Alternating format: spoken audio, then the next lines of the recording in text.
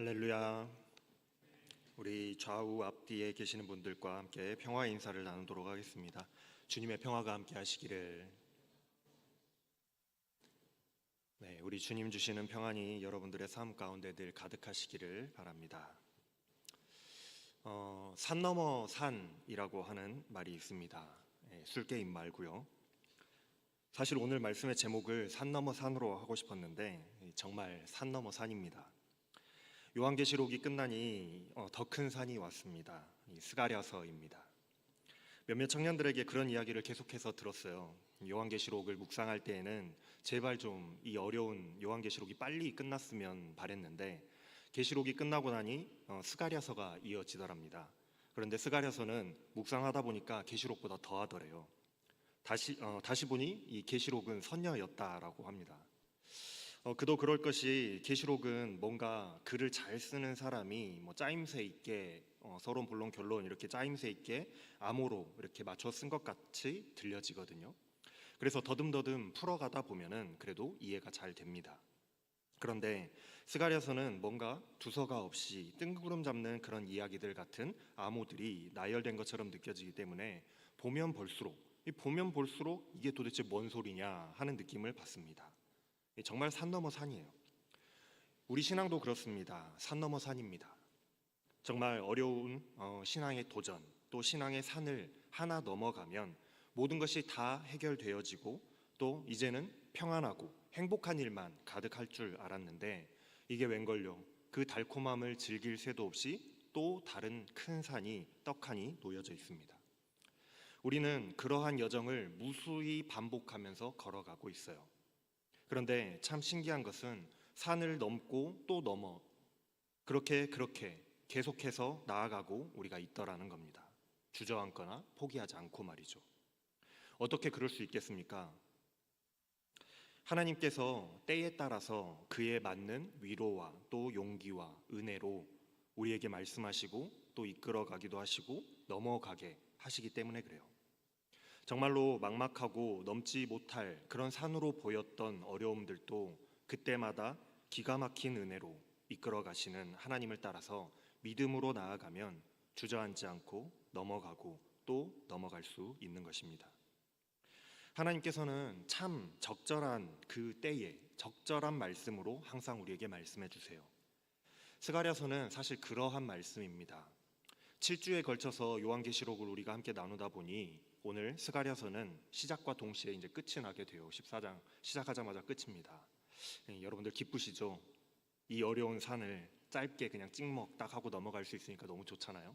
그래서 오늘 본문은 14장 말씀, 이 마지막의 말씀이지만은 스가랴서 전체를 한번 이렇게 개관을 하면서 말씀을 드리면서 14장의 말씀으로 마무리를 해보려고 해요. 스가랴는 이스라엘이 바벨론의 포로로 잡혀갔다가 돌아와서 무너진 성전을 재건축하던 시기에 활동했던 선지자입니다. 이 스가랴서는 좀 특이한 점이 하나 있는데 전반부와 이 후반부의 내용이 확연하게 차이가 난다라는 점이에요. 그런데 전반부에 해당하는 1장부터 8장까지는 포로 귀환 후에 이 멈춰 있던 성전 건축을 독려하는 그런 내용이 담겨 있고, 그리고 후반부에 해당하는 9장부터 이 14장까지는 여호와의 날에 대한 희망을 주는 내용을 담고 있습니다. 그리고 이 두 기록, 전반부와 후반부 이 두 기록의 사이의 시간적인 갭은 40년, 약 40년의 시간적인 갭이 존재해요. 엄청난 긴 시간의 간극이 존재하죠. 이 예언서의 말씀이 하루아침에 그냥 뚝딱 나온 것이 아닙니다. 스가랴서는 전체가 약 50년의 기간 동안 기록되었는데 그 양 사이에 40년의 시간적인 공백이 존재하는 거예요. 10년이면은 강산도 변한다라고 하는데 40년이면 4번이나 산이 변했을 거 아니겠어요? 그러다 보니 전반부와 후반부의 내용의 차이가 확연하게 나타나는 겁니다. 왜 이런 내용의 차이가 나타나는가 하면은 하나님께서 당신의 백성들을 돌보실 때에 그때그때의 상황과 그때그때의 필요에 따라서 필요한 말씀과 필요한 위로의 말씀을 주시고 이끌어 가시기 때문이라는 것을 우리는 알 수가 있어요. 처음 마주했던 산과 40년이 지난 후에 마주하는 그 산이 어려움이 다르기 때문입니다. 요한계시록의 7교회에게도 말씀하셨지만은 7교회의 각자의 영적인 상태가 모두가 다 달랐습니다.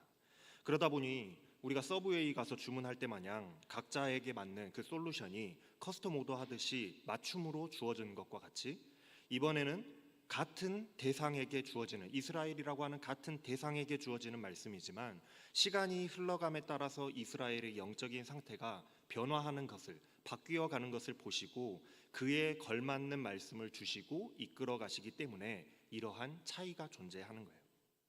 우리의 신앙의 여정도 마찬가지입니다. 우리가 언제까지나 어린아이와 같은 그런 신앙은 아닐 거잖아요.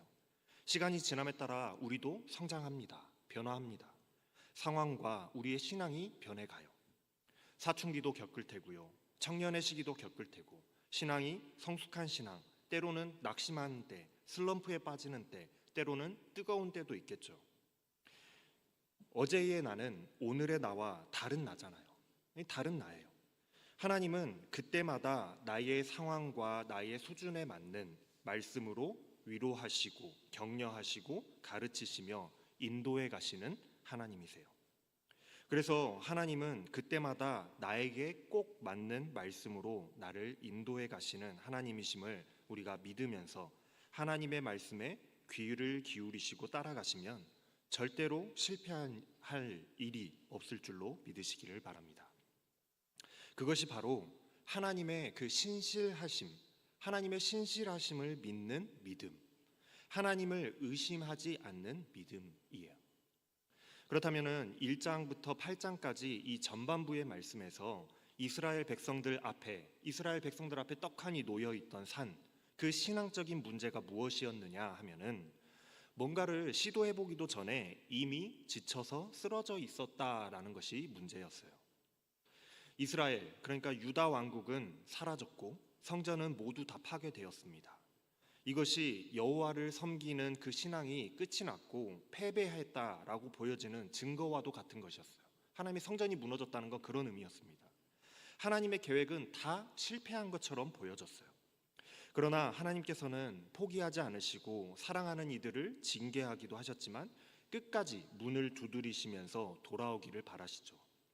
그렇게 그 포로의 기간 동안 문을 걸어 잠그고 하나님의 말씀을 들으려고 하지를 않았던 그 이스라엘이 문을 열고 하나님과 이제 대화하기 시작을 합니다. 포로의 기간을 거치면서 하나님과 대화하기 시작하는 거예요.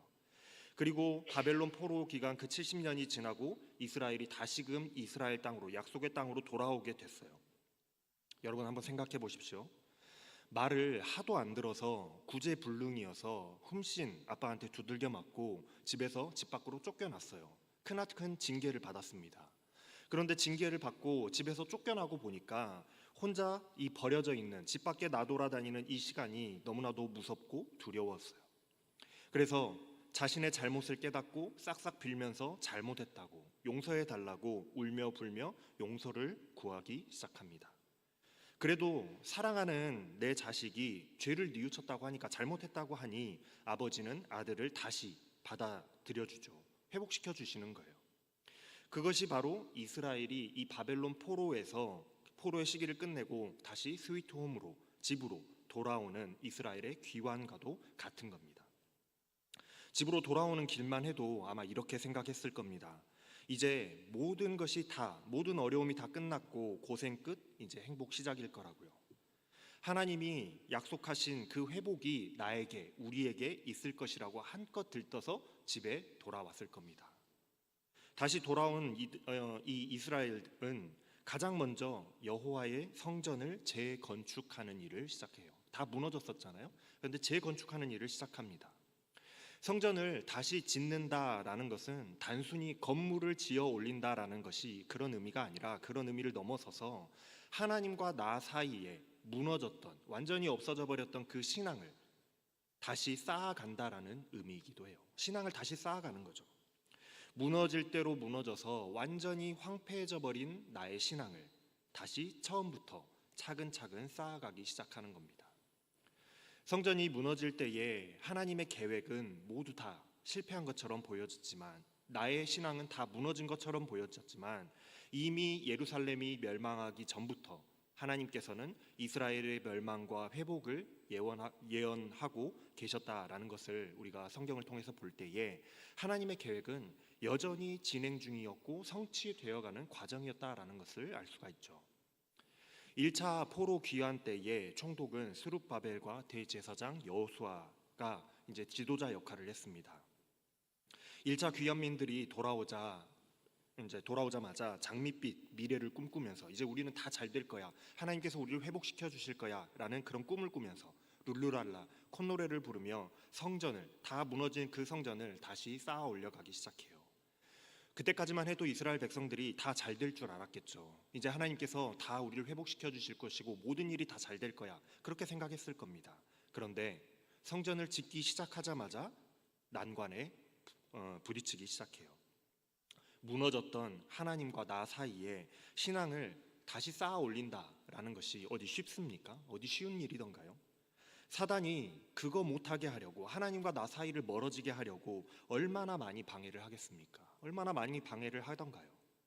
이스라엘도 성전을 재건하려고 하다 보니까, 무너졌던 하나님과의 사이 신뢰를 다시 쌓아가려고 하다 보니까 주변의 나라들과 사마리아가 이스라엘이 다시 부강하게 되고 커져갈 것을 두려워한 나머지 집요하게 방해하기 시작합니다. 그래서 성전을 건축하지를 못하는 거예요. 그래서 공사가 시작됨과 동시에 멈춰 섰습니다. 그렇게 성전을 재건하기 위해서, 신앙을 다시 쌓아 올리기 위해서 성전 재건을 시작했지만 방해에 부딪혀서 16년이나 되는 시간 동안, 그 긴 시간 동안 성전을 쌓아 올리지를 못하고 건축을 다시 시작하는 것을 엄두를 내지 못하고 그저 방치되어 있을 뿐이었어요. 이것이 바로 바벨론 포로 귀환 후에 집으로 돌아온 이스라엘 백성들이 겪었던 신앙적인 어려움이었습니다. 이스라엘 백성들 앞에 그 당시에 놓여있던 신앙의 어려움의 산이었다라는 거예요.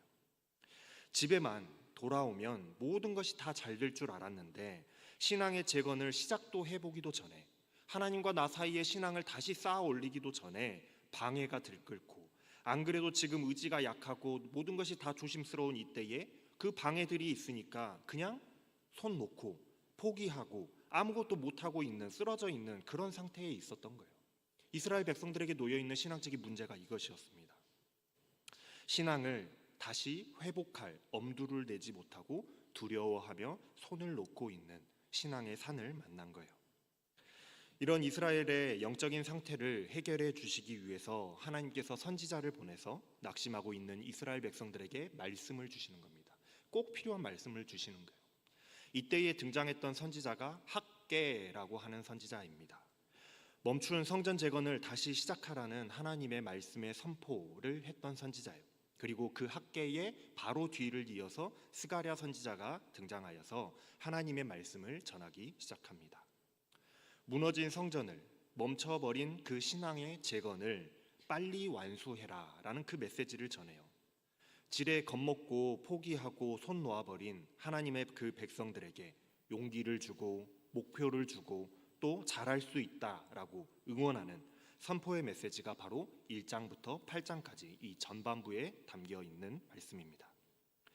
굉장히, 여러분들이 읽어보시면 아시겠지만 굉장히 복잡해 보이는 환상의 내용들이 담겨 있지만은 결국 핵심은 방해를 두려워하지 말고 신앙을 재건하는 것을 완수해라, 시작했으면 끝을 보아라, 성전을 재건하는 것을 완수해라 라는 그 내용이에요. 하나님께서 방해하는 그 자들을 심판하실 것이다. 하나님께서 너희들을 지켜주실 것이다. 그러니 두려워하지 말고 성전을 완성하라는 내용의 환상의 내용을 보여주시죠. 이처럼 신앙의 산을 만났을 때에, 우리가 신앙의 산을 만났을 때에 기운 빠지고 의욕을 상실하고 쓰러져 있을 그때에 하나님께서는 딱 적당한 그때 그 상황에, 나의 신앙의 상태에 딱 적당한 말씀으로 위로하시고 또한 인도하세요. 다시 일어서라고요. 너는 할 수 있다고요. 하나님께서 지켜주실 테니, 보호해 주실 테니 염려하지 말고 신앙을 쌓아가라고요. 이러한 하나님의 시기적절한 말씀이 있었기 때문에 이스라엘은 다시 한번 힘을 낼 수가 있었습니다. 지쳐 쓰러져 있었지만 다시 한번 힘을 낼 수 있었어요.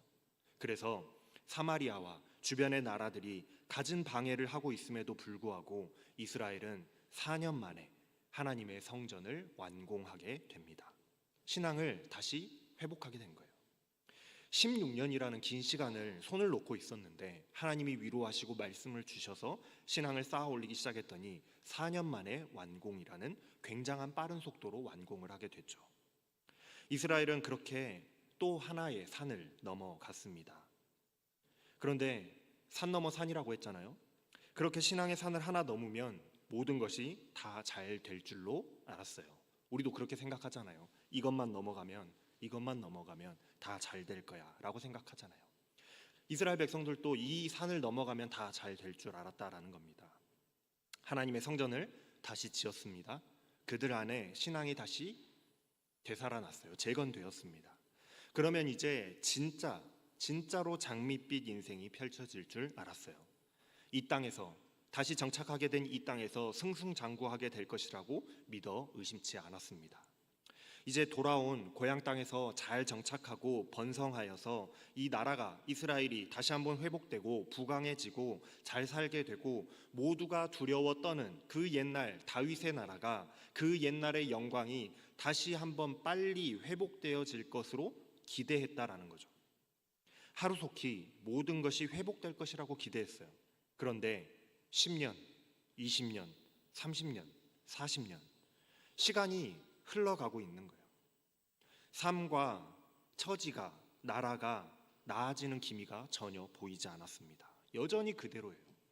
자신들은 고향으로 돌아왔지만 너무나도 오랜 시간을 비워놓은 땅이었기 때문에 이미 그 땅의 주인이 다른 나라의 사람들로, 사마리아 사람들로 다 바뀌어 있었어요.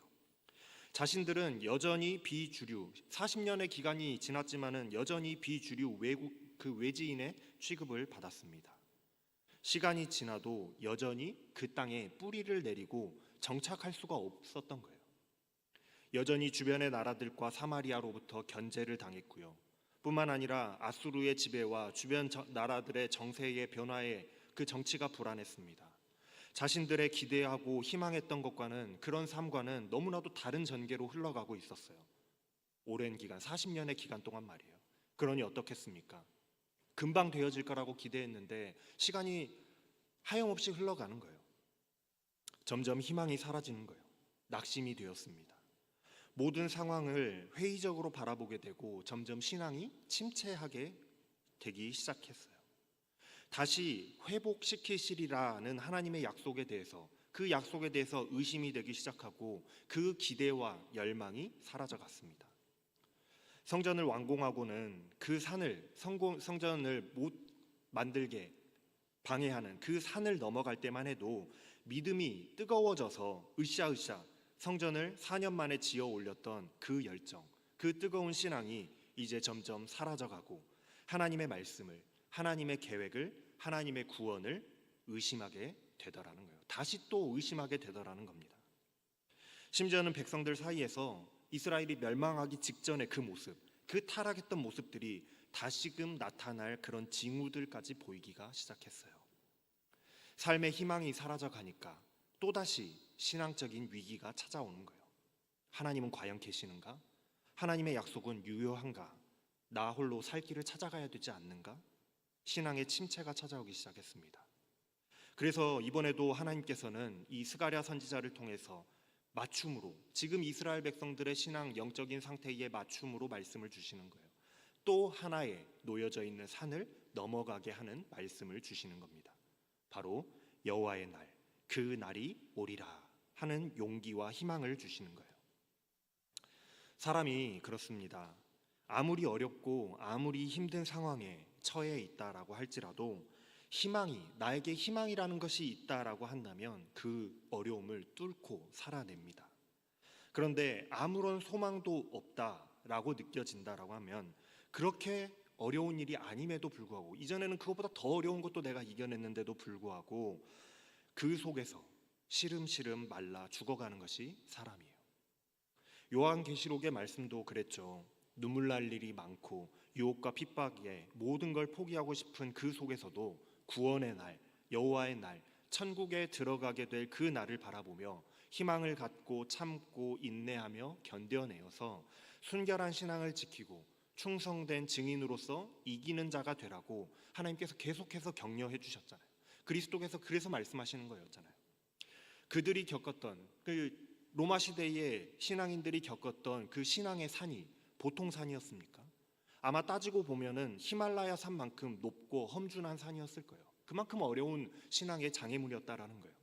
그런데도 그때 당시의 사람들은 죽음도 불사하면서까지 그 산을 넘어갈 수 있었던 이유는 믿음의 사람들에게 주어진 하나님의 그 약속 때문이었습니다. 그 신앙의 위기를 이겨낼 수 있었던 건 하나님의 약속 때문이었어요. 이기는 자는 하나님의 나라에서 나와 함께 왕노릇하리라 하는 그 소망이 있었기 때문이라는 거예요. 이 소망 하나를 바라보면서 죽음을 택하는 순결한 신앙을 그때 당시의 신앙인들은 보여주었잖아요. 스가랴서의 이 후반부에 있는 그 성도들에게도 그러한 희망의 말씀을 주고 계시는 겁니다. 비록 지금의 현실이 아무것도 이루어지지 않는 것 같아 보이고 시간만 흘러가는 것 같아 보이고 너무나도 처참하고 비관적이고 초라해 보인다고 할지라도 우리 하나님은 지금 이 세계의 역사 가운데서 일하고 계시는 하나님이시라는 거예요. 하나님은 지금도 역사하고 계시고 일하고 계셔서 하나님의 날, 그 날을 만들어가고 계신다. 그런 하나님께서 하나님의 하나님의 백성들 앞에 겸손의 왕이요 유일한 목자이신 메시아를 보내주실 것이다. 메시아를 보내주셔서 지금 너희가 고난받고 있고 신앙이 흔들리고 있는 너희 백성들을 이끌어가게 하실 터인데, 그런 하나님을 신뢰함으로 끝까지 믿음을 지켜내는 자들에게는 복된 미래가 기다리고 있다. 그 날이 반드시 오리라는 희망의 말씀을 주고 계시는 겁니다. 지금의 목자 없는 양같이 이리 치이고 저리 치이는 그 인생들을 이끌어 주실 목자, 그리고 그런 목자를 따라가면 누리게 될 복된 삶의 희망을 주심으로써 지금의 산, 너희들이 겪고 있는 그 신앙의 믿음의 걸림돌이 되는 그 높은 산을 넘어가도록 다시 한번 인도해 주시는 거예요.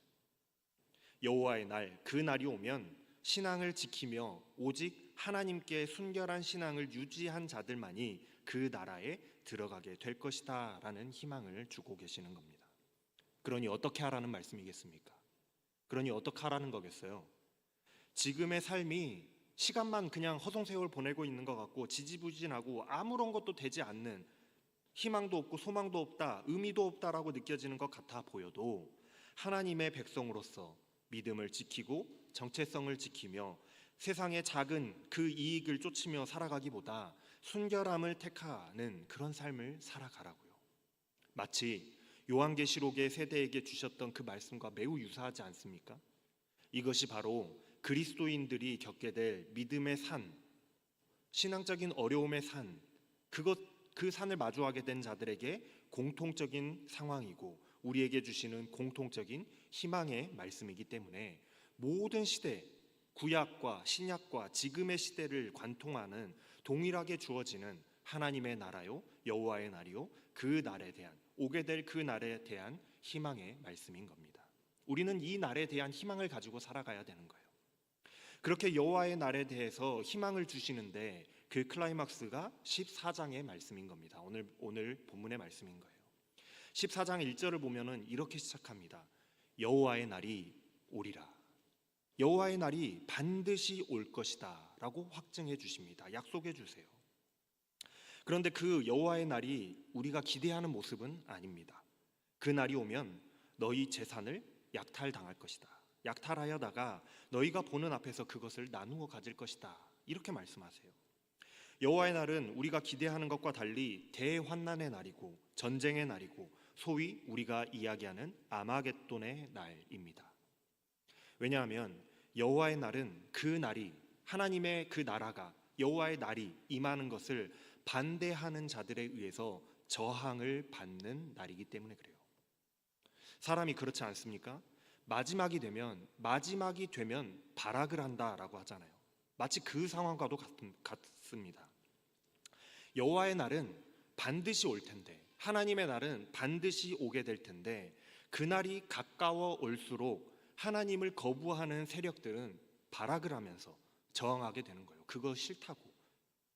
여호와의 날을 기다리는 하나님의 사람들에게는 희망과 소망의 날이겠지만은 여호와를 대적하는 자들로 인하여서 그 사람들에게, 여호와를 대적하는 세력들에게는 마지막 발악하며 최고조의 그 발악이 이르는 전쟁의 날이요 대환난의 날이 되기도 하는 거예요. 그래서 하나님의 백성들은 날이 가면 갈수록, 그 날이 다가오면 다가올수록 더 큰 고난을 당하게 되는 것입니다. 그것이 정상인 거예요. 모든 재산을 약탈당하고 침략당하고 잡혀가게 되는 겁니다. 과연 그렇게 된다라고 할지라도 그 난리통 속에서도 과연 살아남을 자, 믿음을 지킬 자가 누가 있을까요? 과연 그 난리 가운데서도 믿음을 포기하고 도망가지 않을 사람이 누구냐는 거예요. 바로 이것이 관건입니다. 그럼에도 불구하고, 그런 난리와 전쟁과 환란이 있음에도 불구하고, 내가 공격당함에도 불구하고, 그러한 난리와 유혹과 핍박에도 불구하고 과연 그 속에서도 모든 그 어려움을 이겨내고서라도 끝까지 믿음을 지킨 사람이 누가 될 것인가? 누구인가? 이것이 여호와의 날이 오기 전에 우리에게 주어지는 시험과도 같은 것입니다. 반드시 우리에게 찾아오는 시험과도 같은 거예요. 왜 그렇겠습니까? 뜨거운 불로 연단한 금이 순금이 되어 나오는 것과 같이 세탁기에 강력한 세제를 넣고 이리저리 휘젓고 저리 휘젓고 때로는 비비고 방망이로 때려서 빨아야지만 희고 정결한 깨끗한 옷이 나오는 것과 같이 그 모든 것을 견디는 자들이 정결하고 순결한 자들로서 여호와의 날에, 하나님의 날에, 하나님의 나라에 들어갈 건짐받고 구원받게 될 자들이 될 것이기 때문에 그래요. 그렇기 때문에 그런 겁니다. 중간에 포기하고 넘어지고 도망가고 배반하게 되면 여호와의 날, 그 날이 올 때에 기쁨을 누릴 수가 없게 되는 겁니다. 참고 견뎌야 기쁨도 맛보게 되는 거예요. 대적자들의 그 공격에 산화하여 함께 사라져 가지 않도록 우리는 참고 견디며 인내해야 되는 것입니다. 지금 이스라엘 백성들의 삶을 한번 생각해 보면 세상에서 잘 살게 될 거라고 기대했었고 다시 회복되어지고 행복하게 잘 누리게 될 것이라고 기대했는데 아니 웬걸 삶이 나아질 기미가 전혀 보이지를 않고 시간만 흘러가고 있는 거예요. 10년, 20년, 30년, 40년이요. 이리저리 눈치 보며 이방인들과 사마리아인들의 그 사이에 등살에 치여서 제대로 길을 펴지 못하고 주눅들어서 살아가는 그런 삶을 40년째 살아가고 있는 그런 삶이었습니다. 그렇다 보니 모든 희망이 사라져가고 있었어요. 그래서 다시 한번 신앙을 포기하고 세상으로 돌아가려는, 모든 걸 다 포기해 버리려고 하는 그 기로에 서 있는 그런 신앙적인 상태에 있었다라는 거죠. 그때에 하나님께서 또 한 번 이 산을 넘어가게 하시기 위해서 말씀을 이렇게 주시더라는 겁니다. 여호와의 날이 반드시 올 것인데 그 날에 건짐을 받을 자들은 대환란과 전쟁과 고난 속에서도 끝까지 여호와의 날 구원하여 주실 여호와를 믿어 의심치 않아서 끝까지 믿음을 지킨 자들이 들어가게 될 것이다 라는 그 말씀을 주시는 거예요. 그러니 그 희망, 그 소망을 가지고 지금의 어려움을 참고 견뎌내라는 위로와 격려의 말씀인 겁니다. 그날은요 언제가 될지 하나님만 아십니다. 저녁이 되어도 세상은 점점 어두워져서 밤처럼 되어 가는데도 불구하고 대낮처럼 밝은 날이 될 것입니다. 왜냐하면 빛 되신 하나님이 오시는 날이기 때문에 그래요. 그날이 오면 예루살렘의 생수가 솟아나게 될 겁니다. 동서남북으로 그 생수가 흘러넘치고 사시사철 흘러넘치게 될 겁니다. 여기서 생수는 생명수입니다. 그냥 우리가 사 마시는 그런 생수 아니고요. 생명수예요. 천국에 가야지나 마셔볼 수 있는 그런 물이 예루살렘에서부터 솟아난다라는 것은 하나님의 나라가 임한다라는 것을 의미합니다. 그날이 오면 더 이상 핍박이 없어요. 왜냐하면 우리가 섬기는 하나님께서 오셔서 온 세상의 왕이 되어 모든 것을 평정하실 것이기 때문에 그렇습니다. 그날이 오면 하나님께서 오셔서 모든 전쟁을 평정하실 거예요. 더 이상 대적자들로부터 공격받는 일이 없을 겁니다. 마지막 바락과도 같은 그 전쟁과 난리를 모두 하나님께서 종식시키실 것이기 때문에 그래요. 그래서 모든 사람들은 오직 여호와 한 분만을 섬기게 될 것이고 오직 하나님의 이름만을 부르게 될 것입니다. 왜냐하면 그 날에 우리를 괴롭게 하던 모든 악한 세력들, 하나님을 대적하던 모든 세력들을 하나님께서 평정하실 것이기 때문에 세상에 더 이상 이제 왕은 없는 거예요. 하나님 말고는요. 세상의 왕이란 하나님 한 분만 남게 될 것이기 때문에 그렇습니다. 또 하나의 산을 마주한 자들에게 주시는 하나님의 희망의 약속은 여호와의 날, 그 날이 반드시 오리라는 약속입니다. 수십 년이 지나도 안 올 것 같은 그 날이 희망도 기약도 없이 지나가던 이 세월 속에서 그 날은 반드시 올 겁니다. 그러니 그때를 위해서 어떻게 해야 될까요? 믿음으로 참고 견뎌야지만 그날에 함께 웃을 수 있는 거예요. 11절 말씀입니다. 풀어서 설명을 드릴게요. 사람이 다시 예루살렘에 자리를 잡을 것이다. 다시는 멸망하는 일이 없을 것이다. 예루살렘은 안전하게 살 수 있는 곳이 될 것이다. 이렇게 말씀합니다. 이것이 바로 끝까지 믿음을 지킨 자들에게 주어지는 약속의 말씀입니다. 예루살렘은 하나님의 새 예루살렘, 하나님의 나라를 의미합니다. 천국을 의미해요. 그 날이 오면, 여호와의 날이 오면 고난과 조롱과 핍박 속에서도 끝까지 믿음을 지켜낸 자들은 상을 받게 될 것입니다.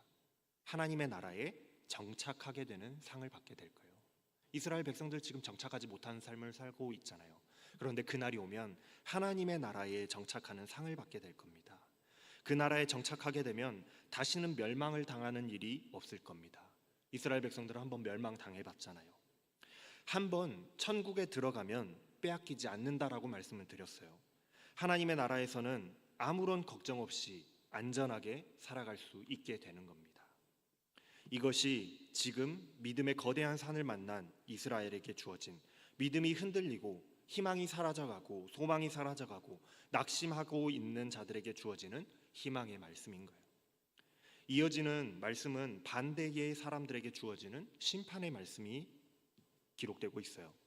예컨대 앞에서는 천국의 약속, 하나님 오실 하나님의 나라에서 믿음을 잘 지킨 사람들에게 주어지는 천국의 약속이 주어지고 있다라고 한다면 이번에는 지옥의 약속이라고 할 수 있겠어요.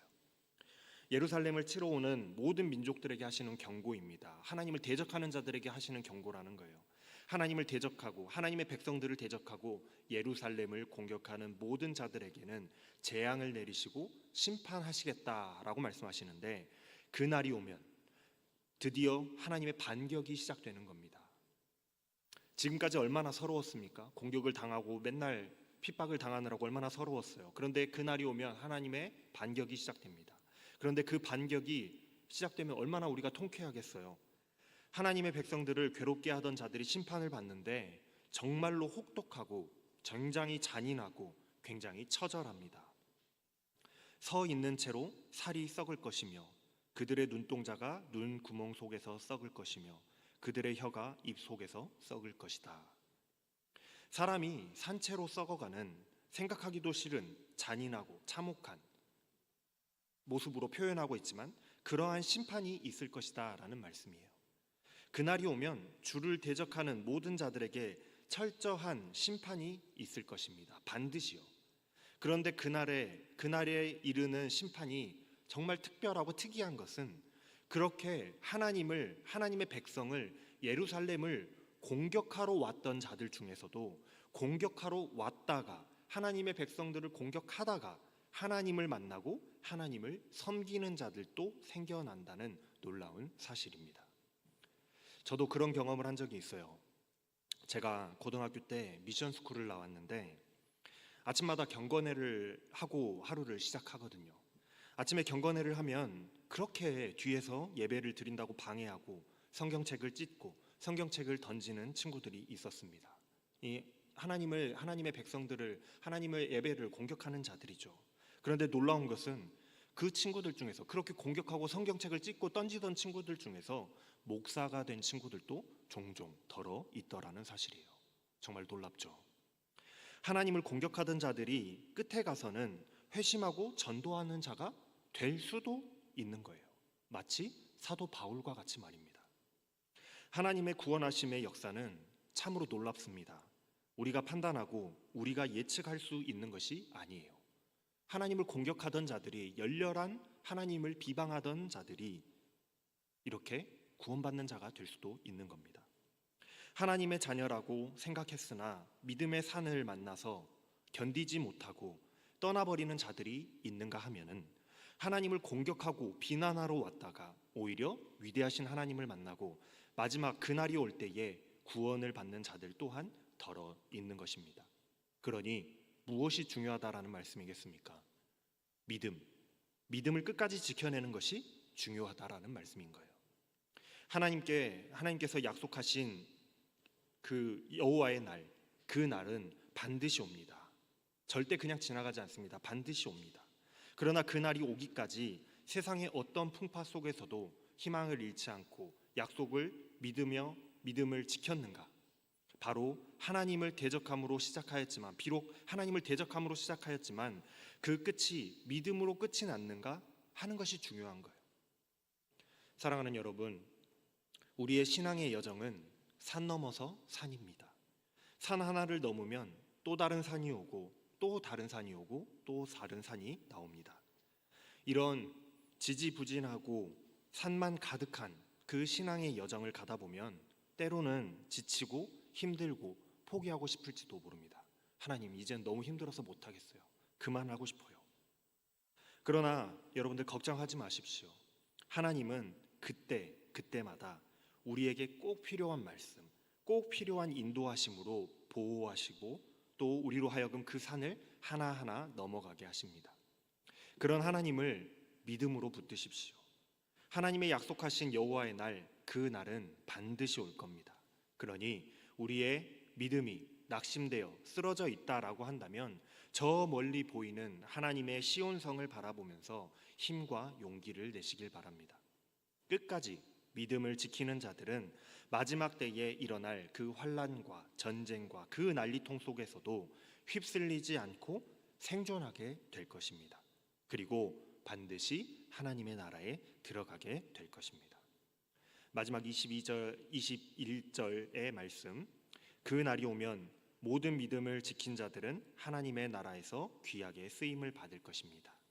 그 날이 오면 여호와의 하나님의 나라에서 여호와를 대적하고 하나님의 백성들을 대적하던 가나안 사람과 같은 자들은 찾아볼 수 없게 될 것입니다. 사랑하는 여러분, 그 날, 여호와의 날은 반드시 옵니다. 그 날이 왔을 때에 끝까지 믿음을 지킨 자들은 하나님의 나라에서 귀하게 쓰임을 받겠지만, 그 나라의 백성이 되겠지만, 하나님을 대적하고 주의 자녀들을 대적하는 그런 자들은 반드시 심판받게 될 것입니다. 이 약속의 말씀을 굳게 믿으시고 그 날을 바라보시면서, 하나님의 나라를 바라보시면서 신앙의 산을 하나하나 그때그때 넘어가시며 믿음을 지키며 살아가는 저와 여러분들의 신앙이 다 되실 수 있기를 주님의 이름으로 축원합니다.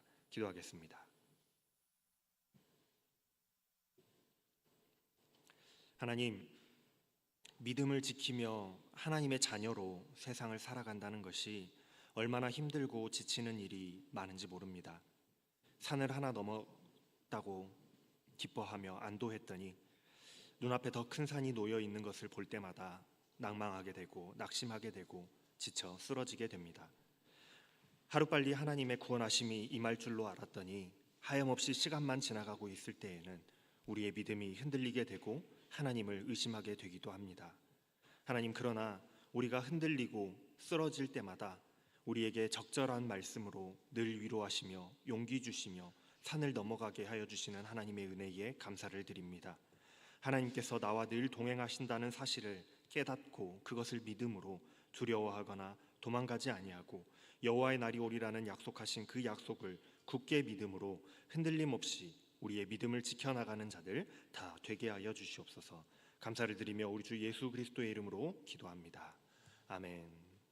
다 같이 일어나셔서 결단의 찬양